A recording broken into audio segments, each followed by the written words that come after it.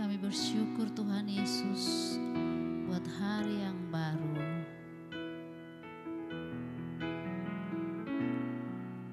Terima kasih Tuhan untuk kasih setiamu yang ku alami dalam hidupku.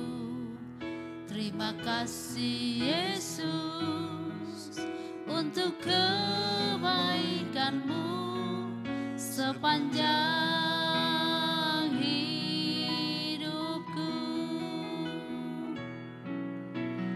Terima kasih Yesusku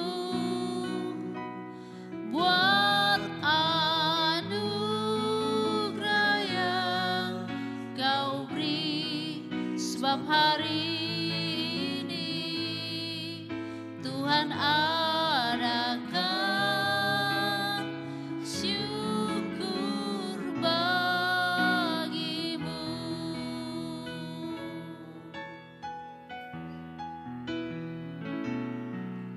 Terima kasih Tuhan untuk kasih setia-Mu yang ku alami dalam hidupku.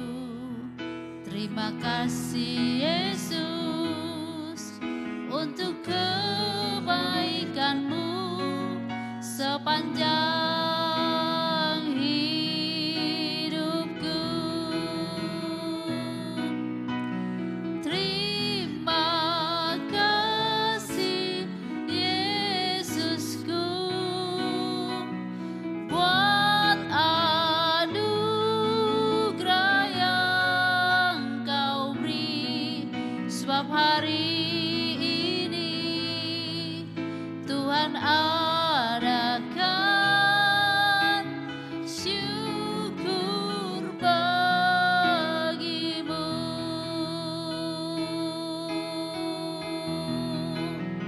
Haleluya.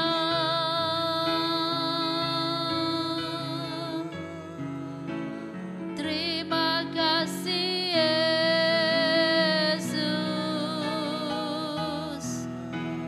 Haleluya.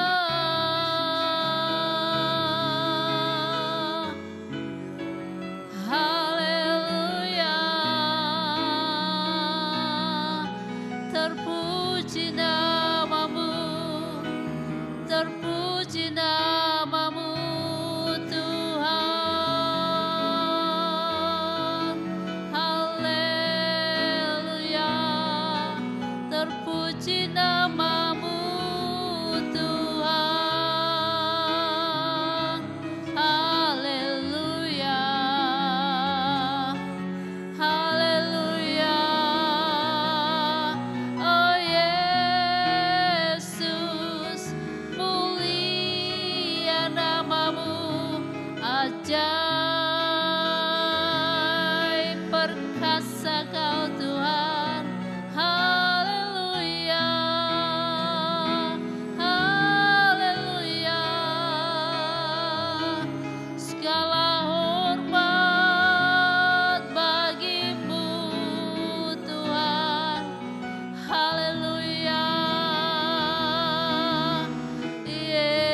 Yesus. Haleluya. Yesus, ajaib kuasa-Mu, ajaib kuasa-Mu atasku. Haleluya. Haleluya. Haleluya. Terpuji nama-Mu, kami muliakan Kau Tuhan dengan segenap hati, dengan segenap jiwa dan kekuatan kami. Haleluya. Yesus. Haleluya.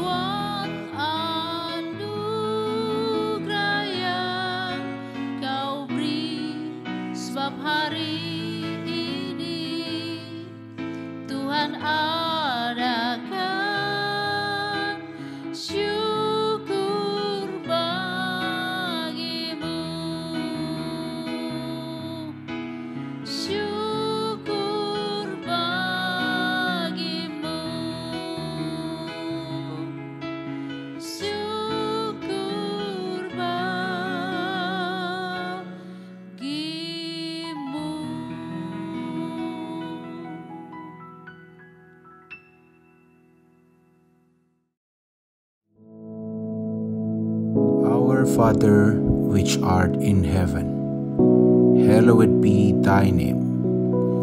Thy kingdom come, thy will be done in earth as it is in heaven.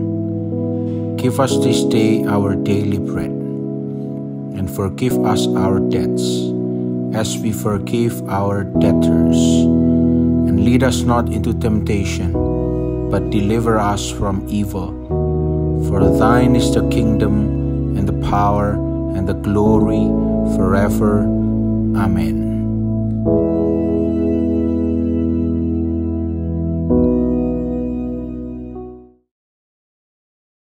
Puji Tuhan, saudara-saudaraku yang kekasih, kita dipertemukan oleh Tuhan dengan saudara-saudara yang sedang mendengarkan renungan ini. Ini renungan bukan renungan dunia, tetapi renungan untuk merenungkan kebenaran firman Tuhan, supaya saudara-saudara yang mendengar ini oleh kuasa Roh Kudus, saudara dibawa kepada satu kehidupan yang lebih dekat, lebih rapat, lebih melekat, sampai lebih menyatu dengan Tuhan. Sehingga hidup kita ini kita rasakan lain daripada hidup yang lain, ya. Mari saudara, saya ajak berdoa lebih dulu.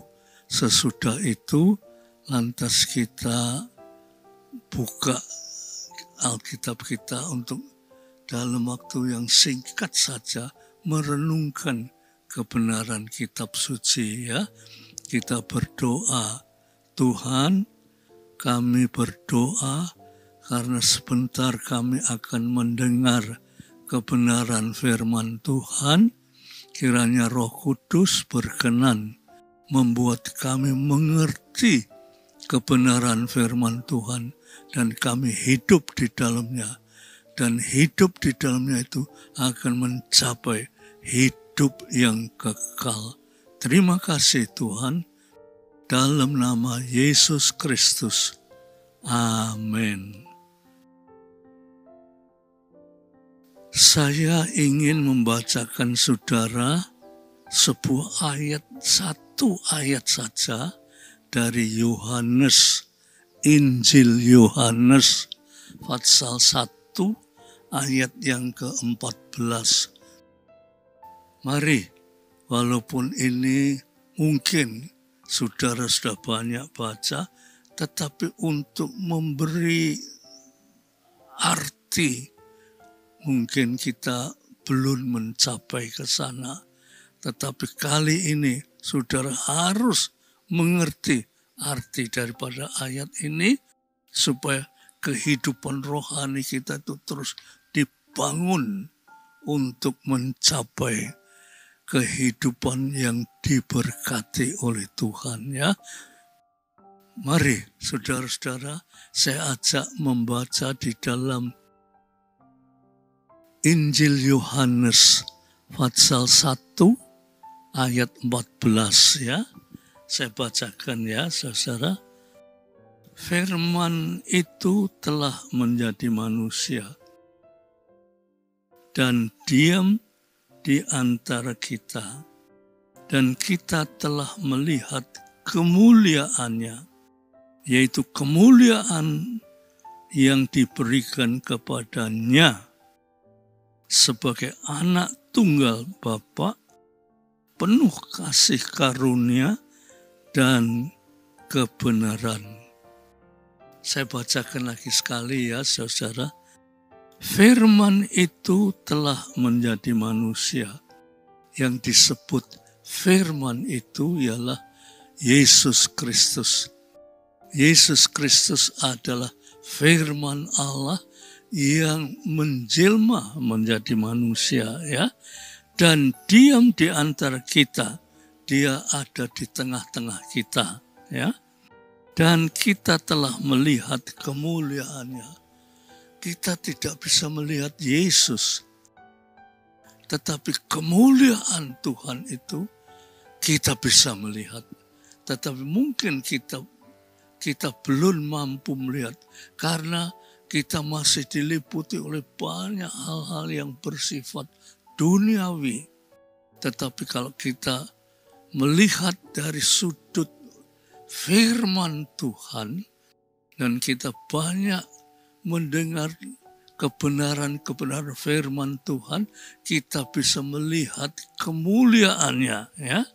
Terus dikatakan kemuliaannya yang diberikan kepadanya, kemuliaan yang diberikan kepada Yesus Kristus sebagai anak tunggal Bapa. Yesus Kristus itu anak tunggal Bapa. Itu terjemahan secara manusia. Tetapi secara rohani, Yesus Kristus ada Allah yang menjelma menjadi manusia, ya. Penuh kasih karunia dan kebenaran.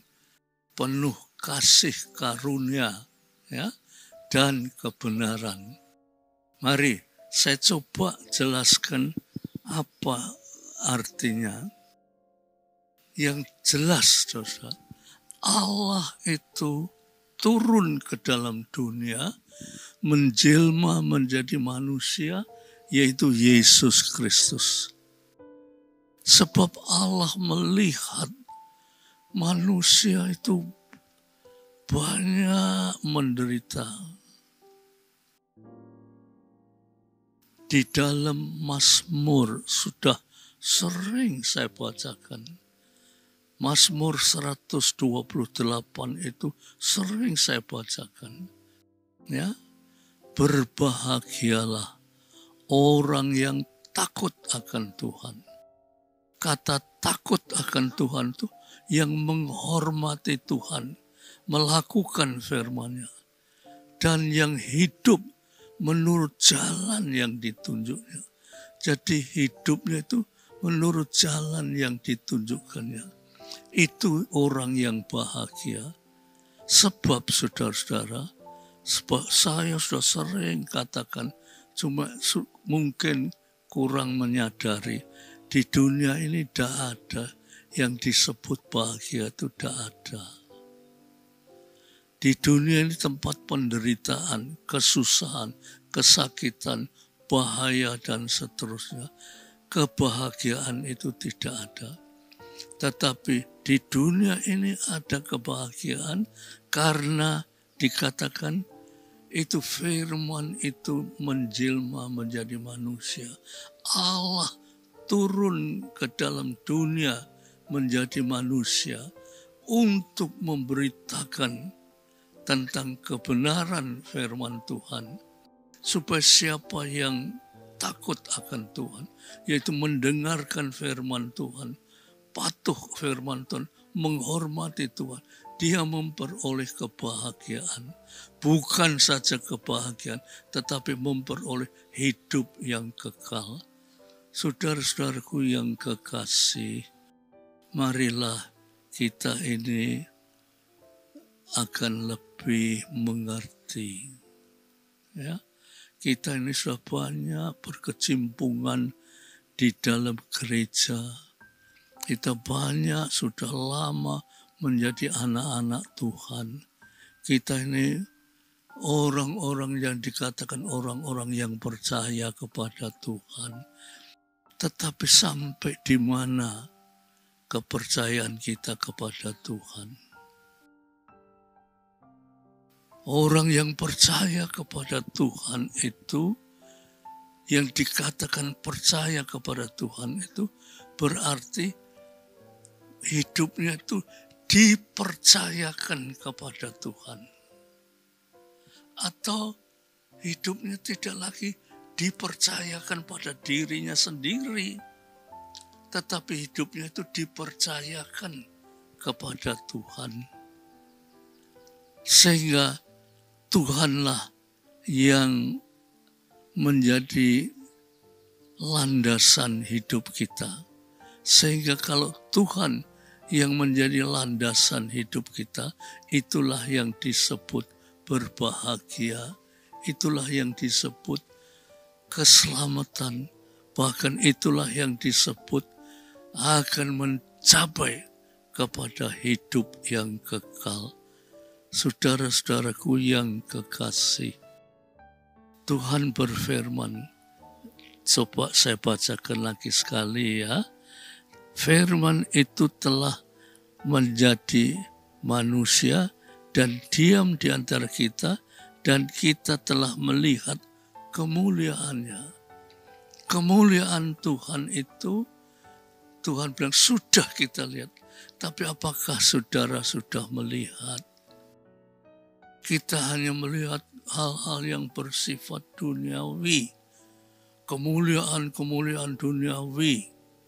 Tetapi untuk melihat kemuliaan Allah itu memerlukan suatu kehidupan rohani yang betul-betul baik. Itu baru kita bisa melihat kemuliaan Tuhan. Ya. Terus dikatakan di sini kemuliaannya yaitu kemuliaan yang diberikannya kepadanya, kepada Yesus Kristus sebagai anak tunggal Bapa. Kata sebagai anak tunggal itu kata-kata yang supaya manusia mengerti ya siapakah Yesus itu anak Allah. Tetapi sebenarnya kalau kita mendalami di dalam kitab suci, Yesus itu adalah Allah sendiri ya. Dan terus dikatakan di sini sebagai anak tunggal Bapa, penuh kasih karunia dan kebenaran. Penuh kasih karunia, ya. Dia memberikan suatu karunia, yaitu karunia hidup. Bukan saja hidup di dunia ini, tetapi karena hidup yang kekal. Saudara-saudaraku yang kekasih, marilah kita coba renungkan sebentar. Di dunia itu saudara itu cari apa? Upamanya saudara berusaha untuk mencari uang sebanyak-banyaknya. Uang tidak bisa membahagiakan kita. Banyak yang orang yang banyak uangnya yang menderita juga tak kurang. Orang berusaha untuk mencapai suatu kehidupan secara ilmiah. Ya, pinter. Dia bersekolah sampai mencapai gelar doktor, profesor. Tetapi tidak ada seorang profesor pun yang tidak susah menderita di dalam dunia. Semua yang hidup di dalam dunia ini semua penderitaan. Karena itu Allah mesti turun ke dalam dunia, menjelma menjadi manusia. Oleh sebab itu dikatakan dia dikandung oleh Maria. Bukan dikandung oleh Maria yang terjadinya karena hubungan antara laki dan perempuan. Tetapi Maria seorang gadis yang bersih. Sehingga Allah memakai dia orang yang bersih. Belum pernah berhubungan dengan sesama manusia. Dia melahirkan Yesus Kristus secara manusia. Dan waktu Yesus Kristus datang ke dalam dunia ini, dia banyak membuat mujizat-mujizat yang tidak bisa diperbuat oleh manusia. Ya, saudara baca di dalam firman Tuhan, kitab suci, saudara baca banyak mujizat-mujizat. Dia mencelekkan, menjamah mata orang buta dan dicelekkan. Itu manusia yang mempunyai kepintaran setinggi-tingginya itu tidak bisa. Orang buta terus dijamah, terus dijelekkan, itu tidak bisa. Yesus waktu dengan para nelayan tuh, dia bilang, tebarkan jalamu. Itu para nelayan tuh mendapat, semalam-malaman saya sudah menebarkan jala, tetapi seekor ikan pun tidak dapat. Nah sekarang sudah mulai pagi, sulit untuk mencari ikan. Tapi Tuhan bilang, tebarkan jalamu. Waktu murid-murid itu nurut, tebarkan jalannya, dia memperoleh ikan sampai perahunya itu penuh dengan ikan. Sampai dia memanggil kawan-kawannya yang lain, yang kosong itu. Dipanggil, ayo, bantu ikannya dimasukkan ke perahunya. Saking banyaknya ikan. Itu manusia tidak iso. Ya, saudara-saudara, manusia tidak iso. Lantas Lazarus yang mati, yang ditangisi karena mati. Tapi Tuhan bilang, jangan susah. Terus Tuhan berkata, Lazarus, bangkitlah. Lazarus bangun dari kematian. Itu sesuatu yang tidak bisa dilakukan oleh manusia yang bagaimanapun juga tidak bisa. Tetapi Yesus karena dia Allah, dia pencipta manusia. Bahkan Allah pencipta semesta alam. Bahkan Allah kita itu Allah yang dari kekal sampai kekal. Saudara mungkin tidak pernah membayangkan Allah yang kekal itu. Saudara kita ini tidak pernah membayangkan arti kekal itu, saudara. Dulu sebelum ada apa-apa, Allah itu sudah ada. Siapa yang mengatakan? Tidak ada yang mengatakan. Allah ada. Waktu dia berbicara dengan Musa, dia bilang, aku ada, yang aku ada. Tidak ada yang mengadakan, dan tidak ada, dari tidak ada menjadi ada, tidak. Dia ada. Itu secara pikiran manusia sulit, tetapi dia Allah. Dia patut kita sembah dan kita puja sebab dia itu ada. Kita jangan salah persepsi, saudara. Tetapi kita hanya menyembah Allah yang ada, Allah yang hidup, Allah yang hadir, Allah yang maha kasih, yang turun ke dalam dunia ini untuk menciptakan siapa yang percaya akan dia tidak binasa tetapi memperoleh hidup yang kekal. Saudara-saudara, pengertian percaya ini kita sudah lakukan dengan pengertian-pengertian aku sudah percaya Tuhan, aku sudah setia kepada Tuhan, aku sudah menjadi anak-anak Tuhan. Aku sudah dibaptis. Aku sudah banyak memberi korban untuk gereja dan seterusnya.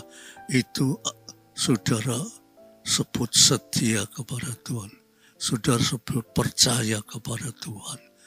Tetapi arti kata percaya Tuhan itu bukan hanya hal yang bersifat jasmani, tetapi yang percaya itu bersifat rohani. Ya saudara, bersifat rohani. Dan itu hanya Allah yang memberikan. Dikatakan Allah mengasihi dunia ini supaya siapa yang percaya, arti kata percaya ini adalah karunia dari Allah. Terima kasih saudara-saudara, saudara sudah berkenan mendengarkan ini, dan mari kita lebih sungguh-sungguh mengerti siapakah Allah yang kita puja itu, ya, sehingga kita memperoleh hidup, bahkan hidup yang kekal. Saudara mesti harus banyak doa untuk bisa betul-betul mengerti siapa Allah yang kita puja sembah itu, sehingga dialah penyelamat hidup kita dari kekal sampai kekal. Puji Tuhan, Tuhan memberkati saudara-saudara sekalian. Mari kita doa supaya Tuhan memberikan kemenangan pada saudara semua. Tuhan, Bapa kami yang di sorga, kami berdoa supaya kami setelah mendengarkan firman ini, kami lebih bersungguh-sungguh percaya kepada Tuhan, lebih mengerti akan firman Tuhan, lebih mengerti siapa Allah yang aku puja sembah itu adalah Allah yang dari kekal sampai kekal. Allah yang bukan diadakan, tetapi Allah itu ada. Asher aku ada yang aku ada, kata Tuhan. Itu luar biasa. Tuhan, terima kasih. Moga kiranya Roh Kudus berkenan menyentuh hati kami, supaya kami mempunyai pengertian-pengertian yang Tuhan karuniakan kepada kami. Terima kasih Bapak. Biar damai sejahtera Bapa, berkat rahmat kasih Yesus Kristus, persekutuan oleh Roh Kudus atas saudara semua sampai Maranatha. Dalam nama Yesus Kristus. Amin.